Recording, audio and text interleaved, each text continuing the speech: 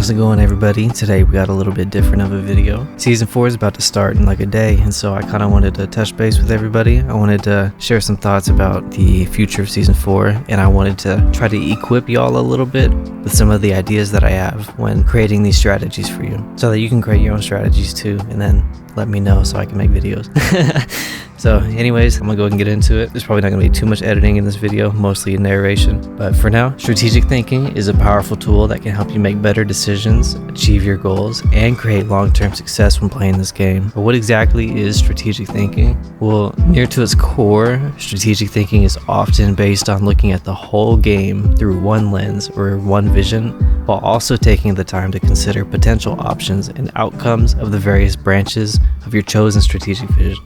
Now, what's all that mean? I'll boil that down into a couple branches. A strategy that has strong roots for your strategic trees of thought, supported by the strongest towers, while also using the most up-to-date community info, will more often than not end up being the next meta strategy in the game. It's just that simple. You use the best ingredients, you probably have the best meal, you could say. I've seen it happen with the Dartling Gunner in Season 1, I've seen it happen with the helicopter in Season 3, and we're about to see it again with the banana farm up in Season 4, combining with Benjamin. So all that's cool and all, but I kind of want to speak on improving a few key areas of strategic generation for all of us. So the strategies that we create in Season 4 are just a little bit better than the ones we used in Season 3. As with every new season comes new content, and many of us will be experiencing new ways of playing the game, as well as a new meta for Season 4 that will slowly begin to be seen by everybody.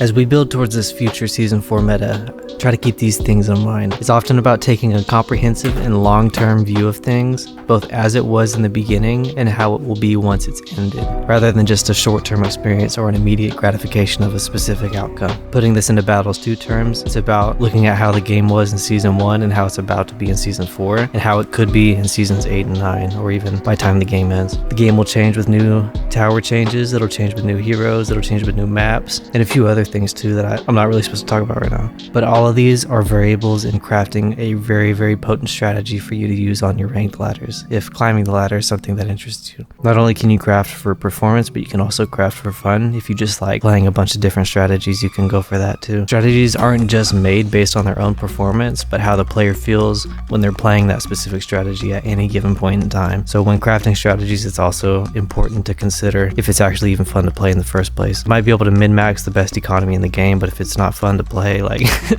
there's probably just a better strategy to play for someone else, you know. Now, crafting a unique strategy usually benefits from being proactive and looking ahead for what's about to come. The past has passed on, you could say. However, there are many future builds speeding towards our present existence that, I mean, they're coming in pretty fast. You know, Season 4 is what, like a day or two away? By the time this video is out, it may have been out for a couple months. There's a lot of new combinations waiting to be unlocked and discovered by us that I know would be fun to play. I'm working towards them. And when searching for these newer strategies, think about the long-term effects of the reasoning behind your cause. What might happen down the road if you take a certain course of action?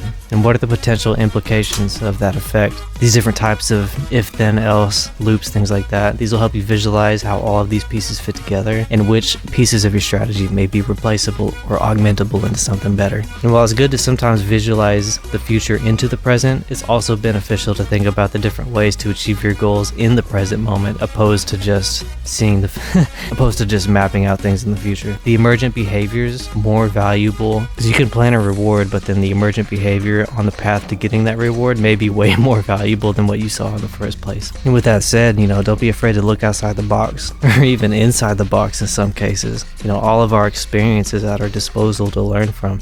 Not just our lived experience, but imagined experience too. You know, you can visualize situations with specific variables or with specific towers, with specific maps, and then you can visualize the specific outcomes without even having to run it in the first place, you know. Again, all of our external experience is at our disposal to learn from, and even more can be found inside your imagination and visualization capabilities of your own body, or even within the conversations you have with another person, just by y'all talking about strategies or something. Now, keep aware of the new developments in your field of study.